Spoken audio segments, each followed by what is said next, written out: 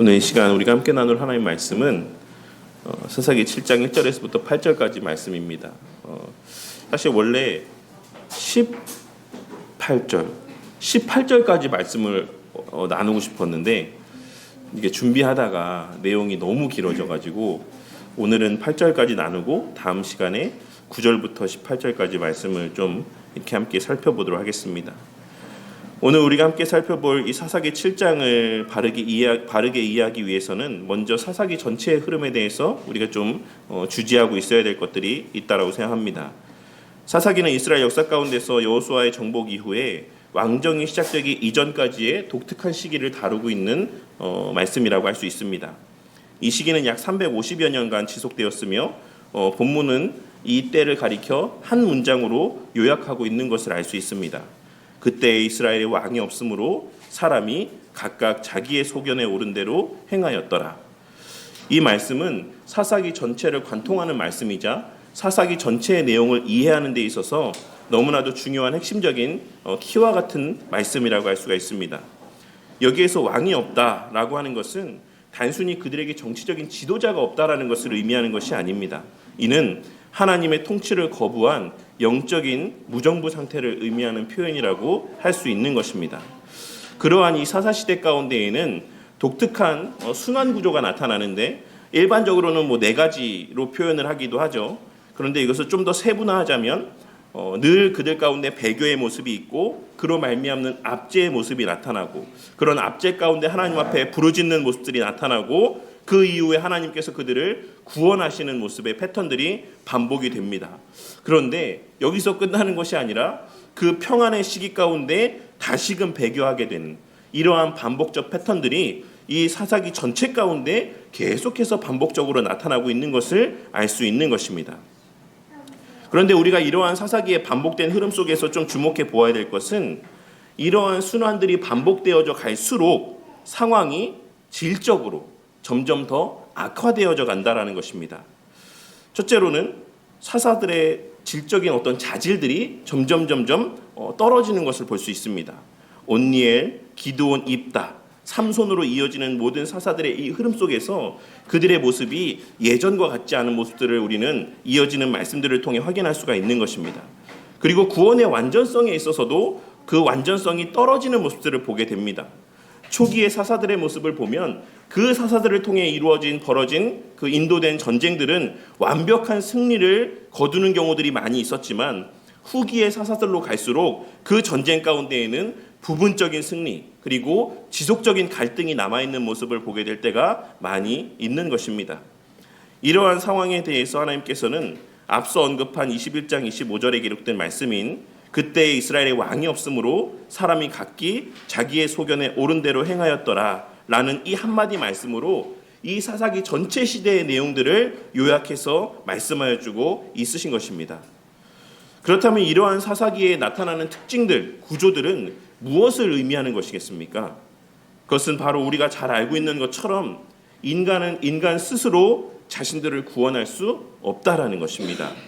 하나님께서는 이를 통해 그들에게 허락된 사사라는 존재들은 단지 임시 방편일 뿐인 것이지 근본적인 해결책이 아니라는 사실과 그렇기에 그들에게는 완전한 왕, 진정한 구원자가 필요하다라는 사실을 깨닫게 하여 주고 있으신 것입니다. 그러한 사사기 말씀 가운데 오늘 우리가 함께 나눌 이 기드온과 관련된 말씀의 내용들은 이러한 사사기 전체의 비교적 중심부에 위치하고 있는 말씀이라 할 수 있습니다. 기드온은 사사기 전반부의 마지막 주요 사사로서 그의 이야기는 총 3장이나 할애되어 기록되어 있으며 이는 사사기에서 매우 중요한 하나의 의미를 갖고 있는 사사라는 사실을 또 반증해 주는 바라고 할 수가 있습니다.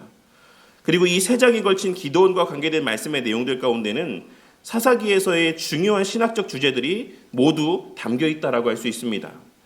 가장 작은 자를 택하심으로 하나님의 주권적인 선택을 보여주고 있으시며 또한 기드온의 두려움과 의심의 모습을 통해 인간의 연약함을 드러내 보여주시는 동시에 그 반복된 증거를 요구하는 모든 모습들 가운데 다 응해주시는 하나님의 모습을 통하여서 하나님의 인내와 은혜로우심의 모습을 나타내 보여주고 있고 또한 마지막 금 에봇과 관계된 우상 숭배의 모습을 통해 불완전한 구원자의 모습을 나타내 보여주고 있는 것입니다. 그러한 전체 흐름 속에서 오늘 우리가 함께 나눌 7장 1절에서부터 사실 본래 살펴보려고 했던 18절까지의 말씀은 기드온과 관련된 내용의 절정이라고 할 수가 있습니다. 6장에서 하나님께서는 기드온을 부르시고 준비시키셨습니다. 그리고 이제 오늘 우리가 함께 나눌 이 7장 말씀 가운데 그로 말미암는 그를 통한 전쟁, 실제 전투가 벌어지고 있는 것입니다. 그런데 하나님께서는 이러한 전투를 시작하기에 앞서 우리가 함께 읽은 바와 같이 우리가 쉽게 이해할 수 없는 말씀을 그에게 들려주고 있으십니다. 너를 따르는 백성이 너무 많은즉. 하나님께서는 당시의 상황 가운데 쉽게 이해할 수 없는 말씀을 들려주신 이후에 이스라엘 백성들의 수를 줄이고 있으신 것입니다. 32,000명에서 10,000명에서 300명으로. 이것은 인간의 상식으로는 이해할 수가 없는 일입니다. 오늘 이 본문의 말씀은 사사기 전체의 핵심적인 가르침을 명백히 보여준다라고 할 수 있습니다. 이러한 사실들을 통해 하나님께서는 구원은 오직 여호와께 속한다라는 사실을 우리에게 나타내 보여주고 있으시고, 하나님은 연약한 것을 통해 일하신다라는 사실을 말씀하여 주고 있으신 것이며, 그 하나님의 통치는 이후에 다음 주에 살펴볼 내용들이지만 가시적인 질서를 통해 나타난다는 사실을 말씀하여 주고 있으신 것입니다. 그리고 이 모든 것은 궁극적으로 완전한 구원자이신 우리 주 예수 그리스도를 지향하며 그 필요성을 분명하게 선명하게 드러내 보여줍니다. 하나님께서는 이 사사기의 말씀, 특별히 오늘 말씀에서의 기드온과 관련된 말씀을 통해 이 사건을 경험한 자들과 이 사건에 대한 내용들을 듣는 자들로 하여금 불완전한 사사들이 아닌 완전한 참된 왕은 언제 오시는 것인가라고 하는 질문을 갖게 만들고 있으신 것입니다. 그 가운데 오늘 우리가 함께 나눌 이 본문의 말씀은 단순히 고대 이스라엘에서 벌어졌던 하나의 전투에 대한 기록이 아닙니다. 이는 보이지 않는 하나님께서 어떻게 보이는 질서를 통해 당신의 백성을 구원하시는가를 보여주는 구속사적인 계시의 말씀의 내용이라고 할 수가 있는 것입니다. 다음 주에 살펴볼 내용이지만 여호와를 위하여, 기드온을 위하여 라고 하는 외침은 하나님을 섬기는 것과 하나님께서 세우신 질서를 따르는 것이 분리될 수 없음을 선포합니다. 그리고 그러한 맥락 속에서 오늘 말씀의 내용들을 함께 살펴보고자 합니다. 이 시간 이 사사기의 말씀을 통해 오늘날을 살아가는 우리 또한 당시의 백성들이 누렸던 것 이상의 풍성한 말씀으로 말미암는 위로와 은혜를 또 맛보게 되기를 바랍니다. 오늘 이 시간 이 본문의 말씀, 살펴볼 말씀은 여룻바알이라고 하는 기드온이라는 말씀으로 시작하고 있는 것을 알 수 있습니다. 본문에서의 여룻바알이라는 이름의 의미는 앞서도 언급된 바에서 알 수 있듯이 바알이 다투게 하라라는 뜻으로, 앞선 6장 32절에 기록된 말씀에서처럼 이는 기드온이 아버지의 바알 제단을 헐고 난 이후에 받은 이름이었습니다. 하나님께서 미디안과의 전투에 앞서 이러한 기드온의 또 다른 이름을 언급하시면서 이 장면에 대한 묘사를 시작하고 있으신 것은 매우 의미심장하다라고 할 수 있습니다. 하나님께서는 이러한 표현을 통해 지금부터 시작될 이 전투가 단순한 인간과 인간 사이, 나라와 나라 사이, 민족과 민족 사이에서 벌어지는 전투가 아닌 영적인 의미가 담겨있는 전투라는 사실을 이러한 표현의 방식을 통해 상기시켜주고 있으신 것이고, 더 나아가 진정한 구원은 우상을 제거하고 여호와께 돌아오는 것에서 시작되는 것이라는 사실을 암시해 주고 있으신 것이라고 할 수 있는 것입니다. 그리고 이어서 그들이 진을 친 위치를 말씀해 주고 있으신데, 그들이 진을 쳤던 하롯셈은 떨림의 셈 또는 두려움의 셈이라는 의미를 갖고 있습니다. 그러니 이를 통해 하나님께서는 당시 이스라엘 백성들의 마음의 상태, 심리의 상태를 그들이 진을 친 장소에 대한 그 지명에 대한 언급으로 나타내 보여주고 있으신 것입니다. 반면 미디안 군대가 진을 친 곳은 모레산 앞 골짜기라고 말씀하고 있으신데, 이 모레라는 지명은 교사, 가르침이라는 의미를 담고 있는 지명입니다. 그런데 이 모레라고 하는 지역은 창세기 12장 6절과 7절에 등장하는 지역으로서 제가 그 말씀을 한번 봉독해 드리도록 하겠습니다. 아브라함이 그 땅을 지나 세겜 땅 모레 상수리 나무에 이르니, 그때 가나안 사람이 그 땅에 거주하였더라. 여호와께서 아브라함에게 나타나 말씀 이르시되 내가 이 땅을 내 자손에게 주리라 하신지라. 이 땅은 하나님께서 아브라함에게 언약을 하셨던, 약속을 주셨던 바로 그 장소였던 것입니다. 그러니 오늘 말씀에서의 진을 친 이 모습은 하나님의 대적들은 과거 언약의 땅을 약속받았던 그 가르침의 장소 가운데 서 있고, 하나님의 백성들은 그 앞에 두려워 떨며 서 있는 형세, 상황이었던 것이라고 할 수가 있는 것입니다.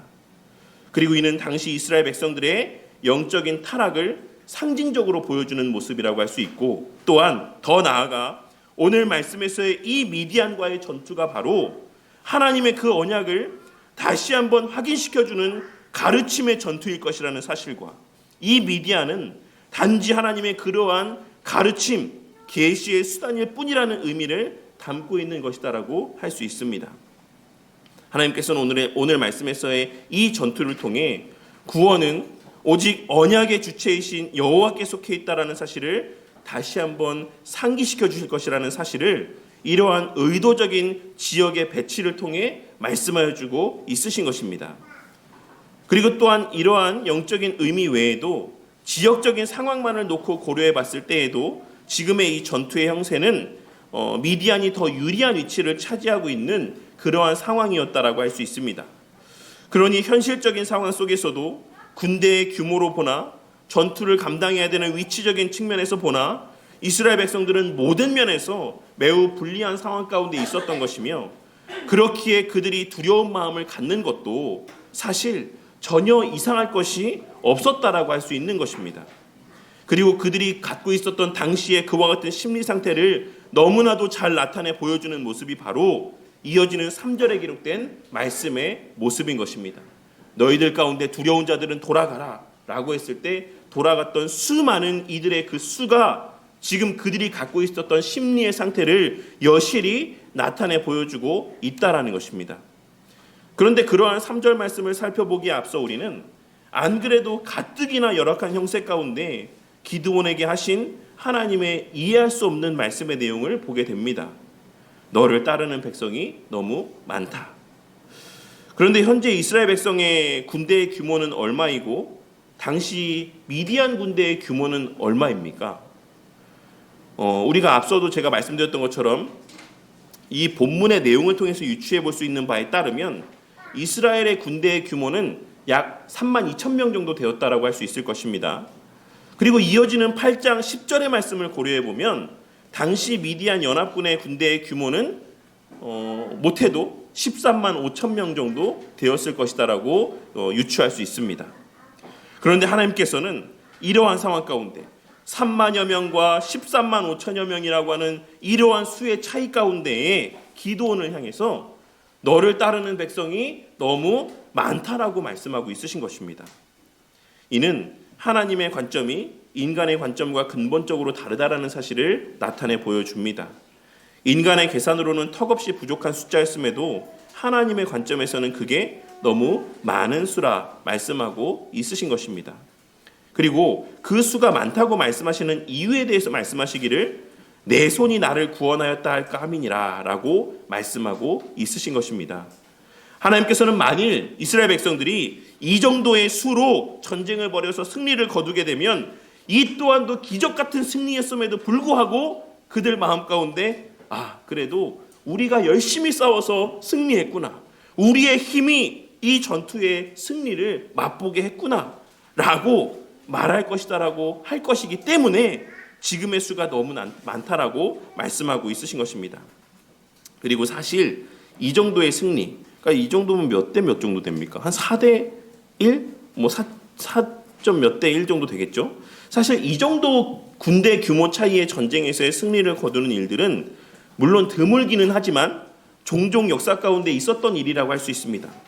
그 가까운 예로 전 세계 해전의 역사 가운데 가장 기적적인 승리라고 일컬어지는 명량해전만 생각해도 당시에 12척의 배와 133척, 일부 어떤 뭐라고 그러죠? 야사에 따르면 한 350여 척 됐다라고 하는 말들도 있는데 정사에 따르면 133척의 일본군 배가 있었다라고 합니다.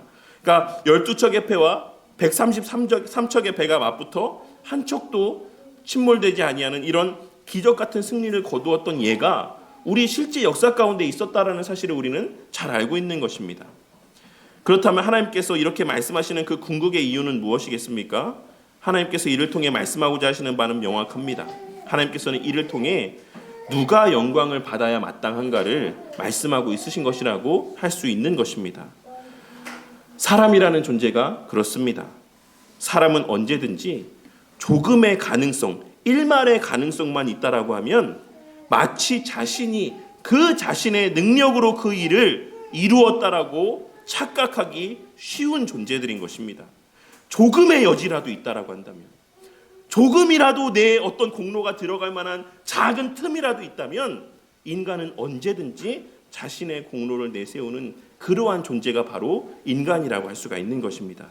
그렇게 하나님께서는 신명기 8장 17절 말씀 가운데 내가 마음에 이르기를 내 능력과 내 손의 힘으로 내가 이 재물을 얻었다 말할 것이라 라고 말씀하셨던 것이고, 오늘 말씀에서도 그러할 것이다. 너희는 분명히 이 정도의 수로 승리를 거두면 너희들의 공로에 대해서 이야기할 것이다 라고 말씀하고 있으신 것입니다. 그래서 하나님께서는 3절에 기록된 말씀에서처럼 누구든지 두려워 떠는 자는 길르앗산을 떠나 돌아가라 라고 말하게 하셨던 것입니다. 그런데 사실 이는 신명기 20장 8절에 기록된 전쟁과 관련하여 하나님께서 말씀하셨던 율법의 내용과 관련된 말씀이긴 합니다. 그러니까 전혀 아무 상관도 없는 어떤 뚱딴지 같은 말씀을 하고 있으신 것이 아니라 하나님께서 이 전쟁과 관련하여 말씀하셨던 그 계명의 근거에서 말씀하고 있는 내용이라고 할 수가 있는 것입니다. 책임자들은 또 백성에게 말하여 이르기를 두려워서 마음이 허약한 자가 있느냐? 그는 집으로 돌아갈지니 그의 형제들의 마음도 그의 마음과 같이 낙심될까 하노라. 그렇다면 이러한 결과가 어떠했습니까? 오늘 본문의 말씀은 기드온의 이와 같은 말이 끝나자마자 22,000명이 전장을 떠나 집으로 돌아갔다라고 말씀하고 있습니다. 이는 전체 부대원의 약 69%, 70%에 가까운 수입니다. 10명 중에 7명이 자신의 집으로 돌아갔다라는 것입니다. 그리고 그들의 이러한 모습은 당시 이스라엘 백성들의 영적인 상태를 적나라하게 보여주는 것뿐만 아니라 그들이 당시에 갖고 있었던 이 전투에 임하는 그 심리적인 상태가 어떠했는지를 잘 나타내 보여주는 모습이라고 할 수가 있는 것입니다. 그들은 이 전쟁 가운데 함께하긴 했지만 지난 7년여간의 압제로 말미암아 그 마음 가운데 자리하게 된 깊은 두려움으로 인하여서 그들 내면에는 하나님에 대한 신뢰와 믿음보다는 현실에 대한 두려움이 더 크게 자리하고 있었던 것입니다. 그리하여 결국 그들에게 남은 자는 총 10,000여 명이었습니다. 그런데 하나님께서는 더 기가 막힌 말씀을 이어서 들려주십니다. 백성이 아직도 많다. 하나님께서는 이미 3분의 2 이상이 떠나갔는데도 불구하고 10,000명도 너희들에게 여전히 많다라고 말씀하고 있으신 것입니다. 이는 앞서도 말씀드렸던 것처럼 우리네 인간이라는 존재가 얼마나 우리의 작은 부분 하나까지도 자랑하기를 좋아하는가, 내세우기를 좋아하는가, 우리 자신의 힘과 능력에 대한 집착을 내려놓지 못하는가에 대한 반증이라고 할 수 있습니다. 그 사실을 누구보다 잘 아시는 하나님께서는 아무리 그러한 인간이라 할지라도 도저히 핑계할 수 없는 완전한 불가능의 상황을 만드시기 위해 10,000명이라는 수도 여전히 많다라고 말씀하고 있으신 것입니다. 그리하여 기드온에게 4절의 말씀을 들려주고 있으신데 4절에 기록된 말씀에서 우리가 알 수 있는 것은 남기실 자를 택하시는 분이 하나님이시라는 것입니다. 거기서 내가 너를 위하여 그들을 시험하리라 라는 말씀에서 알 수 있듯이 이 전투 가운데 남게 될 자들은 하나님께서 하나님의 방식대로 시험하여 남기신 자들인 것입니다. 그들은 기드온이 선별해서 택한 자들도 아니었고 그들 스스로가 자발적인 의지로 남은 자들도 아니었습니다. 오직 하나님의 전적인 주권과 그 뜻 안에서 택함 받아 남게 된 자들이었던 것입니다. 마치 우리가 택함 받은 그 모습과 동일하게 그들은 그들의 어떠함 때문에 택함받은 것이 아닌 오직 전적인 하나님의 방식에 근거하고 하나님의 기준에 근거하여 일방적으로 택함받은 자들이었다라는 것입니다. 이 사실이 저와 우리 모두에게 주는 나름의 깨달음과 유익이 있기를 바랍니다. 이와 관련하여서는 뒷부분에 좀 더 세세하게 나누도록 하겠습니다. 그런데 그러면 하나님께서 이렇게 사람들을 구분하신 방식은 무엇이었습니까? 하나님께서는 5절에 기록된 말씀에서처럼 이러한 기준, 개가 핥는 것 같이 혀로 물을 하는 자, 그리고 무릎을 꿇고 마시는 자, 이 두 부류의 사람들을 분리해라 라고, 구분해라 라고 말씀하고 있으십니다. 그리고 여기서의 개가 핥는 것 같이 혀로 물을 핥는 자라고 하는 표현에 대한 조금 더 상세한 설명이 바로 6절에 기록된 말씀의 내용입니다. 사실 오늘 이 말씀에서의 이 표현은 그리고 이 말씀으로 말미암는 어떤 모습, 분류의 모습에 대해서는 많은 논쟁이 있다라고 할 수 있습니다. 역사적으로 많은 주석가들이 여기서 언급된 이 두 가지 방식의 물 마시는 방법에 무엇이 더 나은 거냐, 무엇이 더 맞는 거냐라고 하는 논쟁들이 많이 있어 왔다라는 것입니다. 이와 관련된 몇 가지 설명을 드리자면 매튜 헨리 목사님은 그의 주석에서 손으로 물을 떠서 입으로 가져가 핥는 자들이 선택이 되었다. 무릎을 꿇고 입을 물에 직접 대고 마신 자들은 선택받지 못했다라고 말씀하고 있고, 카일 델리치 주석 가운데에서는 손으로 물을 떠서 입으로 가져다 핥은 300여 명이 선택되었고 무릎을 꿇고 마신 나머지는 돌려보내졌다.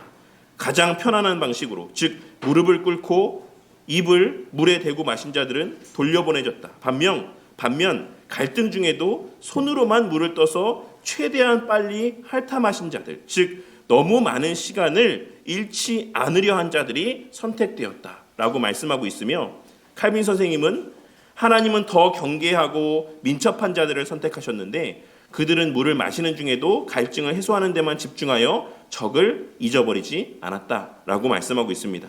그러니 예전에는 우리 성도님들이 이 개가 핥는 것처럼 물을 핥는다, 핥아 먹는다 라고 하는 모습을 어떻게 상상하셨을지 모르겠지만, 사실 여기서 말씀하고 있는 것은 그처럼 물의 얼굴을 받고 물을 핥아서 먹는 어떤 그런 모습을 말씀하고 있는 것이 아닌, 물을 손으로 떠서 주변을 경계하며 고개를 완전히 숙이지 아니하고 혀로 핥아 먹는 것을 이야기합니다.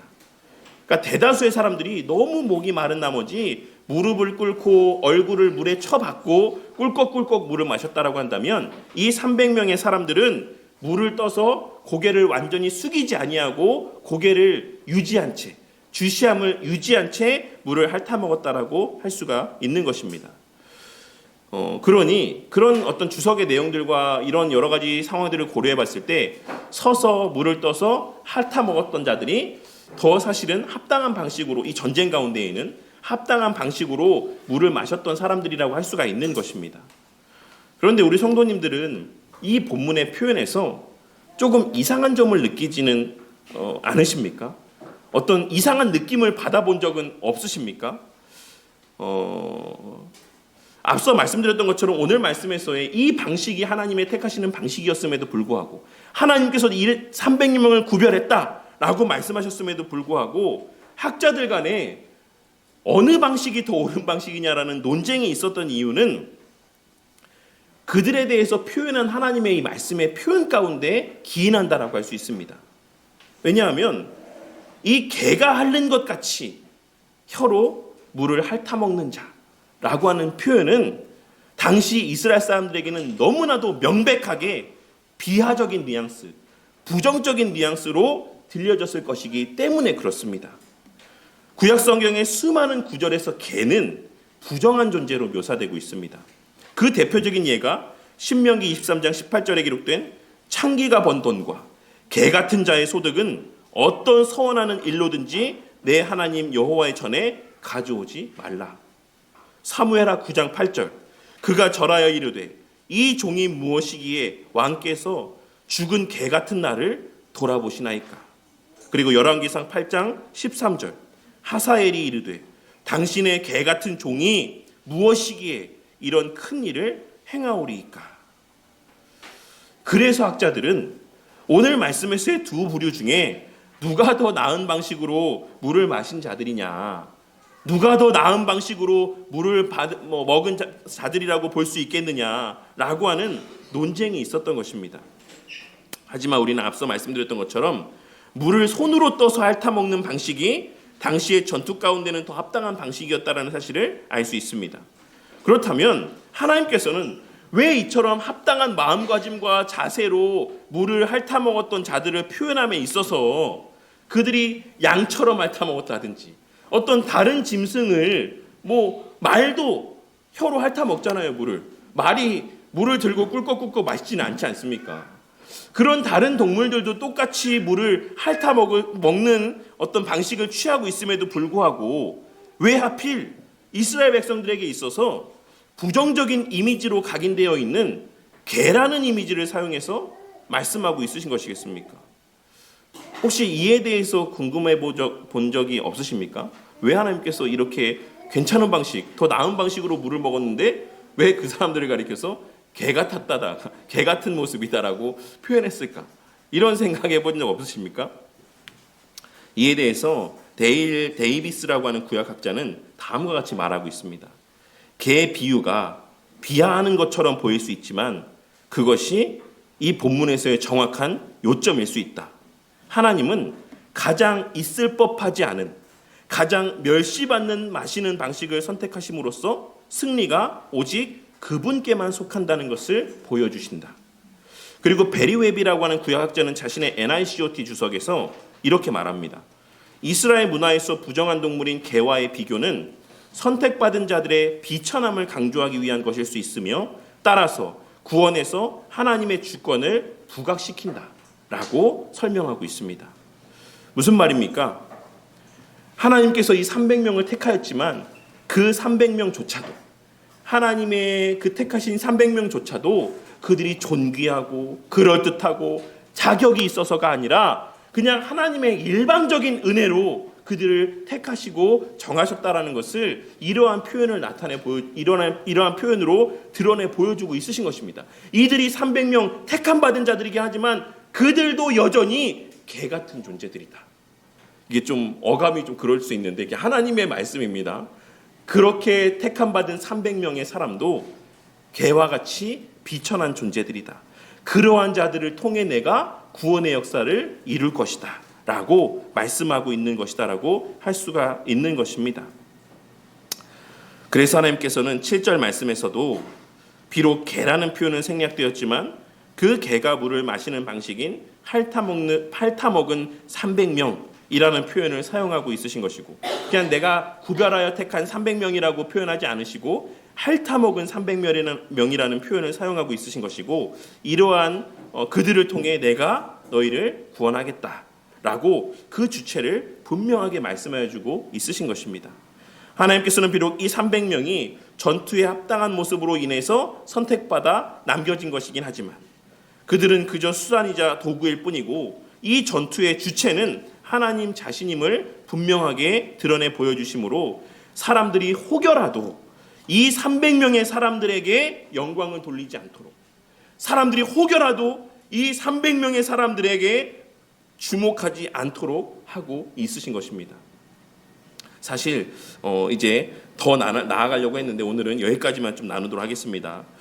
우리는 오늘 말씀을 통해서, 여기까지의 말씀을 통해서 첫째로 하나님 편에서 맺으신 언약을 잊지 않으시고 그 언약에 근거하여 당신의 백성들을 돌아보시며 구원하시는 하나님의 그 신실하심의 모습을 보게 됩니다.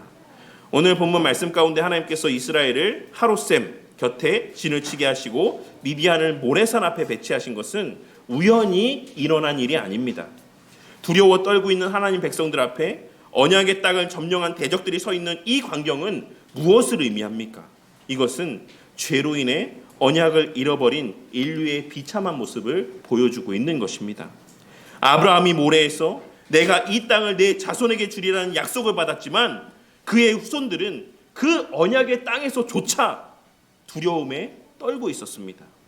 구약 말씀에 해박했던 이스라엘 백성들이 하나님께서 그들의 조상이자 뿌리라고 여겼던 아브라함과 맺으신 언약을 까맣게 잊어버리고 눈앞에 보이는 현실 가운데 그들은 두려워 떨고 있었으며 두려워 떠는 자들 가운데 집에 돌아갈 자들은 돌아가라라고 말씀하셨을 때 무려 10명 중에 7명의 이스라엘 백성들이 집으로 돌아가는 모습을 나타내 보였던 것입니다. 그러나 하나님께서는 이 전투를 통해 그 언약의 실제와 그 언약을 주권적으로 신실하게 지키시는 하나님의 모습을 보여주심으로 언약을 잊은 자들임에도 그 언약의 유효함과 그 언약의 유익을 누리게 하십니다. 언약을 까맣게 잊은 자임에도 불구하고 그들에게도 여전히 언약이 유효하다라는 사실과 그 언약의 유익을 누리게 하신다라는 사실을 우리는 오늘 말씀의 내용을 통해 발견하고 깨달을 수가 있는 것입니다. 그리고 이러한 하나님의 신실하심은 궁극적으로 예수 그리스도를 통한 언약의 회복의 확실성과 그로 말미암아 누리게 될 풍성한 기쁨과 유익들을 보여줍니다. 그리고 하나님께서는 자신의 약속하신 바대로 자신의 독생자이신 참 메시아, 진정한 왕을 당신의 백성들에게 보내어 주셨습니다. 그리고 그 예수 그리스도 안에서 하나님의 약속하신 바가 궁극적으로 온전히 성취되게 된 것입니다. 이 사실을 깨닫고 모래산 위에 서 있는 미디안 군대와 같은 우리 눈앞에 펼쳐져 있는 여러 현실이 아닌 이 모래산 위가 예표하고 있는 갈보리 언덕 위에 서신 우리 주 예수 그리스도와 그 그리스도로 말미암아 성취된 언약의 실체를 주목하며 살아가는 저와 우리 모두가 되기를 바랍니다. 우리는 마태복음 14장에 기록된 베드로의 모습에서 우리의 시선이 예수님이 아닌 파도를 일으키는 바람을 주목하게 될 때 그 물 위를 걷는 것이 아닌 그 풍랑에 침몰할 수 있게 됨을 보게 됩니다. 마치 오늘 말씀에서 모래산에서 허락하신 아브라함의 언약이 아닌 모래산 위에 서 있는 미디안 군대를 주목함으로 그 언약마저도 잊어버리고 두려움에 침식되었던 이스라엘 백성들처럼 우리 또한 우리 주 예수 그리스도의 십자가가 아닌 우리의 처한 현실들을 주목할 때 우리는 그 현실에 대한 두려움에 침식되어 낙심하고 절망케 될 수 있다라는 사실을 오늘 말씀을 통해 깨닫게 되는 은혜가 있으시기를 바란다는 것입니다. 하나님께서는 우리 주 예수 그리스도를 통해 하나님의 약속하신 모든 것을 다 이루셨습니다. 우리 모두는 이제 그 성취하신 언약 위에 서 있고 그 성취하신 언약 안에 거하는 자들입니다.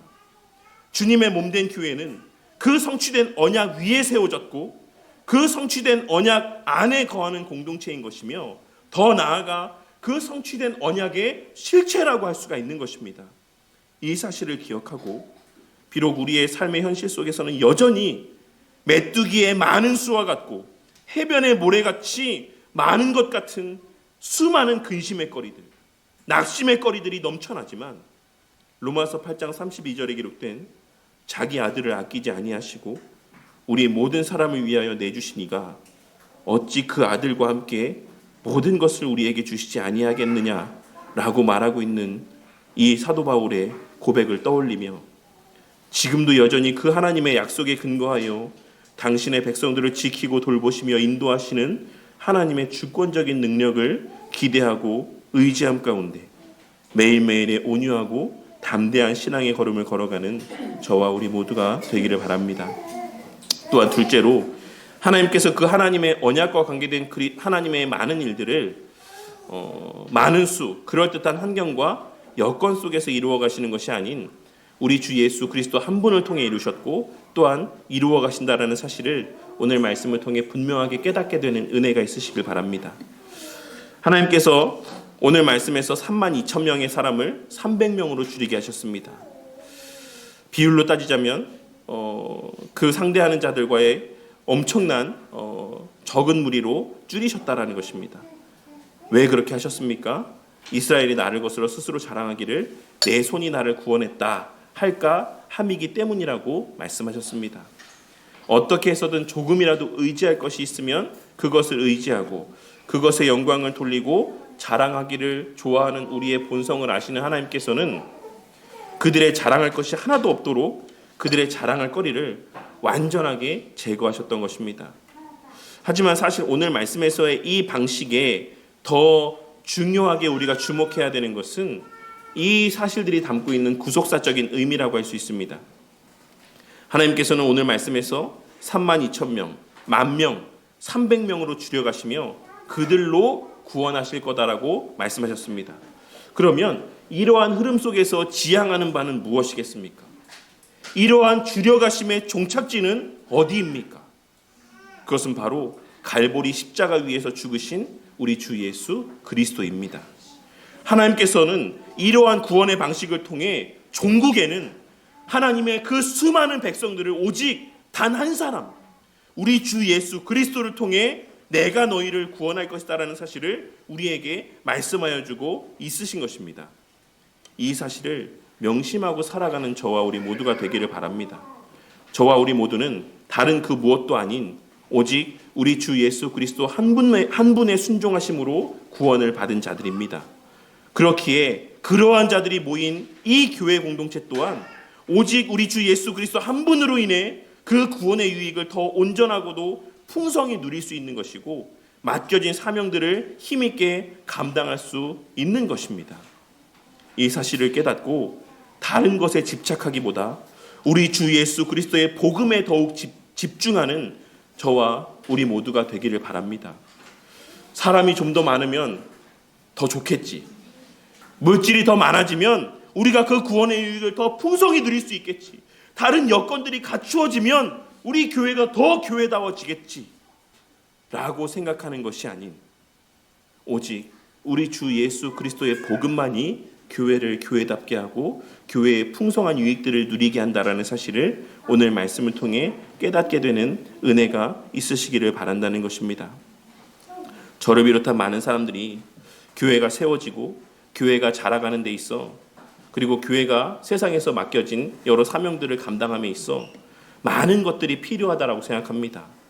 다다익선의 마음으로 많으면 많을수록 좋다라는 마음으로 더 많은 수의 사람을 모으기에 힘쓰고 더 많은 재정의 확보를 위해 힘쓰고 노력하는 것입니다.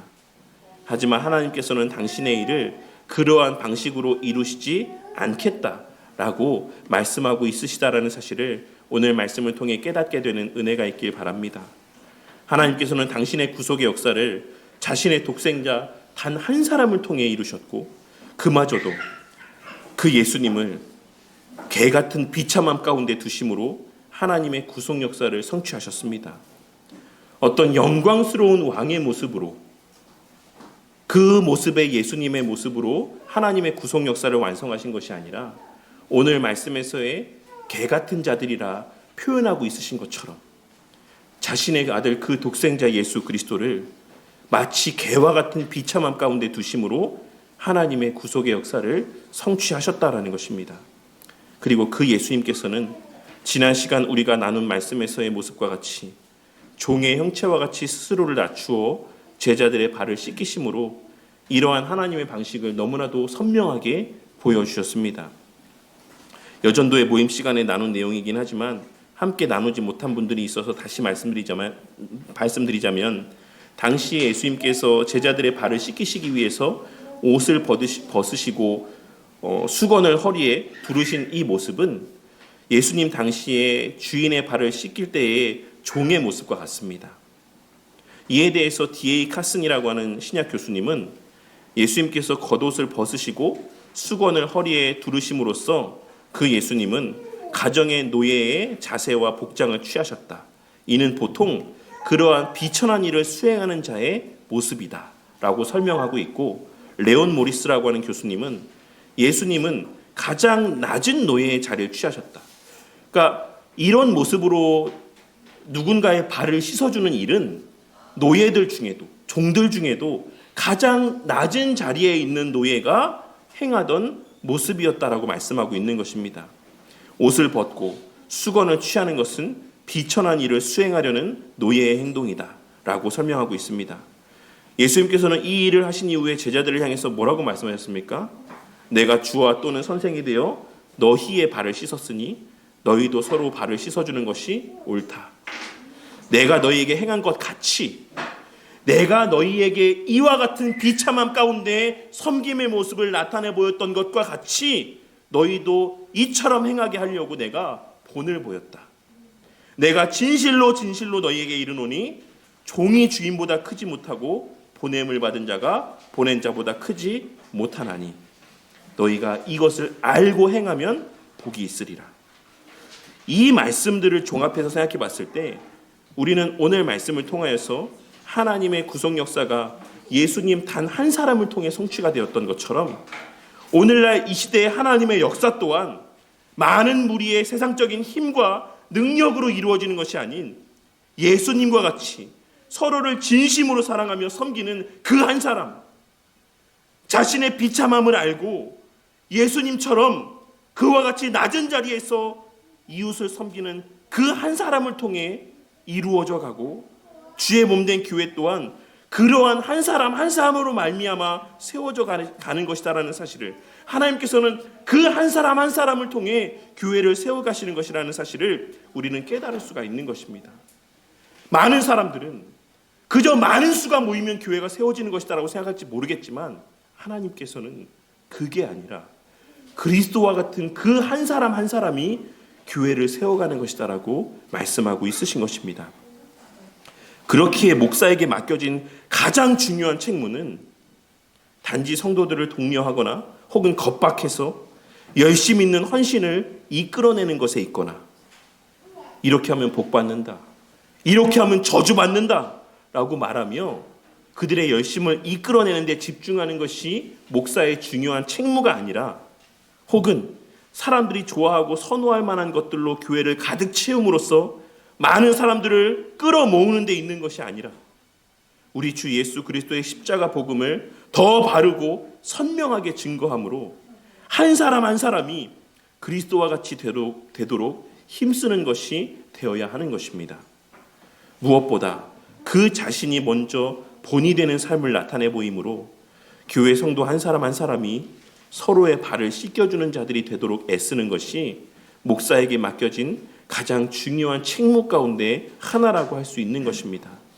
이 사실을 깨닫고 비록 우리 교회 공동체의 수가 너무 보잘것없을 만큼 적은 무리라 할지라도 이러한 적은 무리 가운데 더 큰 하나님의 역사와 능력이 나타날 수 있음에 위로를 받고, 단지 또한 적다는 사실 그 자체로 만족하는 것이 아닌 우리 한 사람 한 사람이 그리스도와 같이 서로를 겸손하게 섬기는 그러한 우리 바른교회 공동체가 되어가기를 바랍니다. 그리고 마지막 셋째로, 그러한 말씀과의 연장선상에서 우리는 본래 그렇지 않은데 겸손한 척 해야지만 되고 비참한 자와 같이 그 스스로를 여겨야 되는 것이 아닌 우리가 다 본래 개와 같은 자들이라는 사실을 명심하고 살아가는 저와 우리 모두가 되기를 바랍니다. 앞서 주의 가운데 언급했던 것처럼 오늘 말씀에서의 개가 핥는 것 같이 라고 하는 표현은 의도적인 비하의 표현입니다. 하나님은 왜 선택받은 300명을 가리켜 개처럼 핥는 자들이라고 말씀하신 것이라고 말씀드렸습니까? 그것은 그들이 자랑할 것이 전혀 없음을 명백히 하시기 위함이고 그들의 본래의 모습, 그 본래의 가치를 잊지 않게 하시기 위함이라고 할 수 있습니다. 그리고 이와 같은 맥락에서 바울 사도는 고린도전서 1장 26절에서 29절까지의 말씀 가운데 이렇게 말씀하고 있습니다. 형제들아, 너희를 부르심을 보라. 육체를 따라 지혜로운 자가 많지 아니하며 능한 자가 많지 아니하며 문벌 좋은 자가 많지 아니하도다. 그러나 하나님께서 세상에 미련한 것들을 택하사 지혜 있는 자들을 부끄럽게 하시려고 세상에 약한 것들을 택하사 강한 것들을 부끄럽게 하려 하시며 하나님께서 세상에 천한 것들과 멸시받는 것들과 없는 것들을 택하사 있는 것들을 폐하려 하시나니 이는 아무 육체도 하나님 앞에서 자랑하지 못하게 하려 하심이라. 바울 사도는 당시에 이 고린도 교회가 어떤 교회였습니까? 누구보다 자랑하기를 좋아하는 교회였습니다. 누구보다 무시받지 않기를 원했던 그러한 자들이 모인 교회가 고린도 교회였습니다. 그런데 그러한 자들을 향해서 누구보다 서로에게 있어 자신을 드러내고 자랑하기를 좋아했던 그 고린도 교회 성도들을 향해서 너희들은 미련한 것들이다. 너희들은 천한 것들이다. 너희들은 멸시받는 것들이다. 없는 것들이다. 라고 말씀하고 있는 것을 알 수 있는 것입니다. 그리고 이는 오늘 말씀에서의 개처럼 핥는 자들이라는 표현과 맥을 같이 하는 표현이라 할 수 있습니다. 이를 통해 하나님께서는 우리는 사실 그렇지 않은데, 우리는 사실 존귀한데, 우리는 사실 의로운데, 우리는 사실 너무나도 배운 것도 많고 머리에 든 것도 많고 할 줄 아는 것도 많고 능력도 많은데, 하나님께서 그렇게 하라고 하셨으니까 겸손한 척하고 안 그런 척 하는 그런 존재가 아닌, 너희가 다 본래 개같이 비참한 자들이고, 너희가 다 본래 천한 것들이고, 너희가 다 본래 멸시받아 마땅한 자들이라고 말씀하고 있으신 것입니다. 그러한 너희들을 우리 주 예수 그리스도 안에서 하나님과 같이 여김받게 해준 것이니, 너희들이 마치 처음부터 거룩하고 처음부터 의로운 자들이었던 것처럼 착각하지 말고, 너희들이 구원받을 만한 자들이었기 때문에 구원받은 것이다라고 착각하지 말고, 너희의 지난날의 그 비참함들을 기억함 가운데, 명심함 가운데 마땅히 감사함으로 예수님께서 그러하셨던 것처럼 지극히 낮아짐의 모습으로 서로를 진심을 다해 섬길 것을 말씀하고 있으신 것입니다. 빌립보서 2장 6절에서 8절에 기록된 말씀인 그는 근본 하나님의 본체시나 하나님과 동등됨을 취할 것으로 여기지 아니하시고 오히려 자기를 비워 종의 형체를 가지사 사람들과 같이 되셨고 사람의 모양으로 나타나사 자기를 낮추시고 죽기까지 복종하셨으니 곧 십자가에서 죽으심이라는 말씀과 갈라디아서 5장 13절에 기록된 형제들아 너희가 자유를 위하여 부르심을 입었으나 그러나 그 자유로 육체의 기회를 삼지 말고 오직 사랑으로 서로 종노릇하라는 말씀에서와 같이 우리에게 서로 종노릇하라는 말씀은 겸손하기를 애써라. 사실은 괜찮은 존재들인 거 아는데 그냥 그렇게 한번 애써봐라 라고 말씀하고 있는 것이 아닌 너희들이 본래 그런 존재들이라는 사실을 우리에게 말씀하여 주고 있으신 것이라는 사실을 우리는 깨달을 수 있어야지만 된다는 것입니다. 지난 여전도의 모임 시간에 문수정 집사님께서 말씀을 나누는 가운데 이런 말씀하셨습니다. 만일 누군가에게 좋지 못한 대접을 받거든 그것을 당연한 것으로 여겨라. 우리는 누군가가 나에게 어떠한 말들, 불편한 말들을 할 때 자기도 모르게 속 안 깊은 곳에서부터 치밀어 오르는 분노를 느끼게 될 때가 많습니다. 우리는 나도 모르는 새에 자신에 대하여 관대의 짐으로 말미암아 내가 그래도 어느 정도 괜찮은 사람이지, 좀 나은 사람이지 라는 자신에 대한 관대함으로 말미암아 자신이 뭐라도 되는 것처럼 생각하며 자신이 마땅히 섬김받고 대접받고 인정받는 것이 마땅한 존재인 것처럼 착각하고 살아갈 때가 많이 있는 것입니다. 그래서 그 기준의 차이는 서로 다를 수 있지만 누군가는 그 기준이 엄청 높을 수 있고 누군가는 엄청 낮을 수 있긴 하지만 남녀노소를 막론하고 모든 사람들은 다 어느 정도의 자신이 기대하는 기대치가 있기 마련이고 내가 마땅히 받아 마땅한 어느 정도의 기준점들이 있기 마련이고 그 기준점들에 벗어나는 모습을 경험하게 되면 누구나 할 것 없이 다 그 마음에서부터 끌어오르는 분노를 느끼기 마련인 것입니다. 하지만 오늘 말씀에서의 하나님 말씀을 기억하고 예수님의 말씀 그리고 예수님의 본을 보이신 모습을 늘 마음에 새기고 살아가는 저와 우리 모두가 되기를 바랍니다. 내가 주와 선생이 되어 너희의 발을 씻겼으니 너희도 서로를 발을 씻어주는 것이 옳으니라. 여기서 예수님께서 말씀하신 옳으니라라고 하는 말씀의 표현은 실제로는 빚, 의무라는 표현입니다. 그것이 너희의 빚이다. 그것이 너희의 의무다. 라고 말씀하고 있으신 것입니다. 자기를 비워 종의 형체를 가지사 사람들과 같이 되셨고 사람의 모양으로 나타나사 자기를 낮추시고 죽기까지 복종하신 그 예수님으로 말미암아 구원의 은혜를 받아 누리게 된 저와 우리 모두는 마땅히 예수님의 그 종되심과 비참함이 우리의 모습이었다라는 사실을 깨닫고 우리가 그와 같이 대접받아 마땅한 자였음을 깨닫고 우리가 그와 같이 얼굴에 침뱉음 받아 마땅한 자였다라는 사실을 깨닫고 누군가가 자신을 향해 비난하거나 좋지 못한 말과 행동들을 나타내 보일 때 그것을 당연한 것으로 여길 줄 아는 자들이 되어야 하는 것입니다.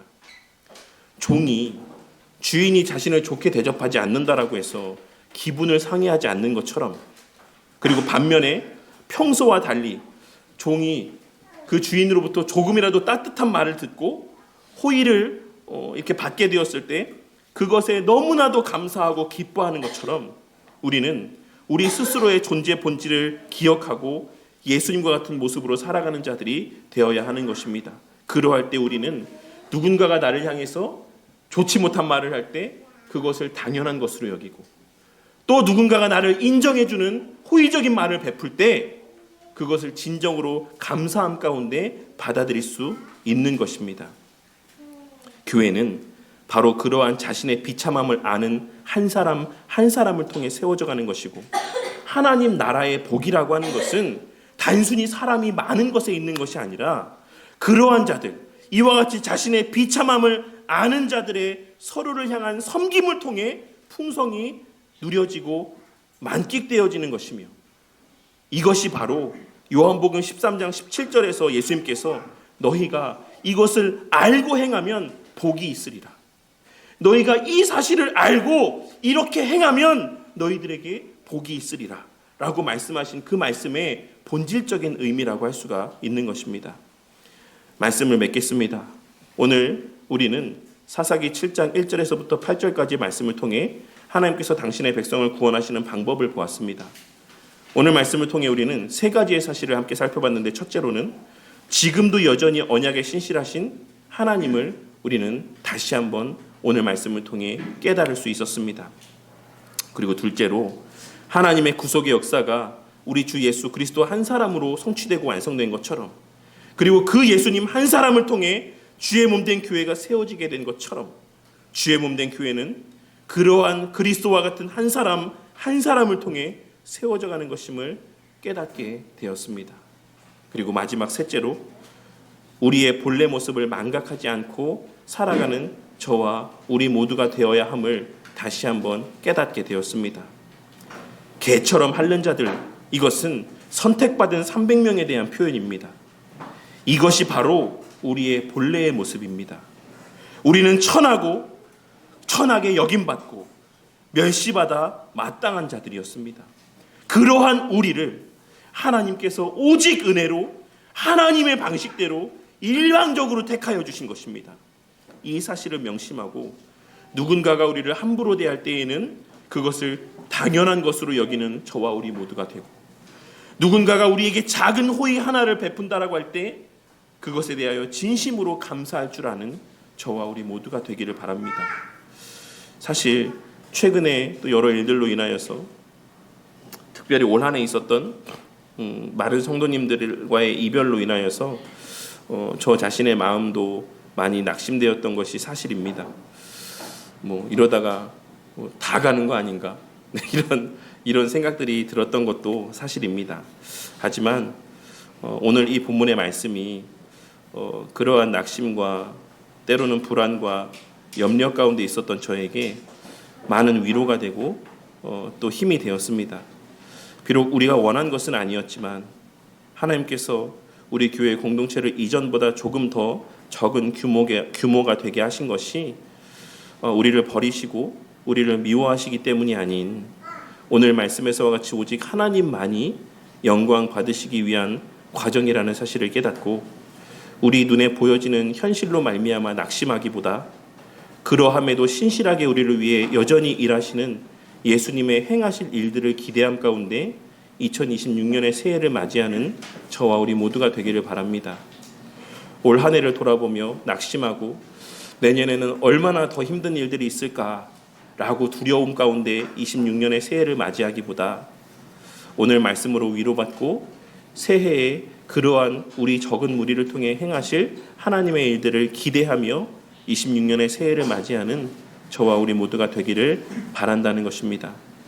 무엇보다 이렇게 적은 무리가 되게 하신 것은 그저 아무 의미 없이 보내게 하시기 위해 주신 것이 아닌, 우리 적은 무리가 더욱 서로의 발을 씻겨주는 참된 교회 공동체가 되게 하시기 위해 허락하신 은혜의 시간들이라는 사실을 기억하고 이러한 시간들을 누군가를 탓하며 누군가에게 원인을 돌리며 의미 없이 오용하며 흘려보내기보다 각자 스스로를 돌아봄 가운데 더욱 교회적 존재로 변화되어져 가고 자라가는 은혜가 있기를 바랍니다. 그리하여 비록 우리는 얼마 되지 않는 적은 무리라 할지라도 우리 한 사람 한 사람의 서로를 향한 진심 어린 사랑의 섬김으로 이 주의 몸된 교회가 이전보다 더욱 든든히 세워져 가는 그러한 복된 26년의 새해를 맞이하고 또한 또 누리고 만끽하는 저와 우리 모두가 되기를 주님의 이름으로 간절히 축원합니다.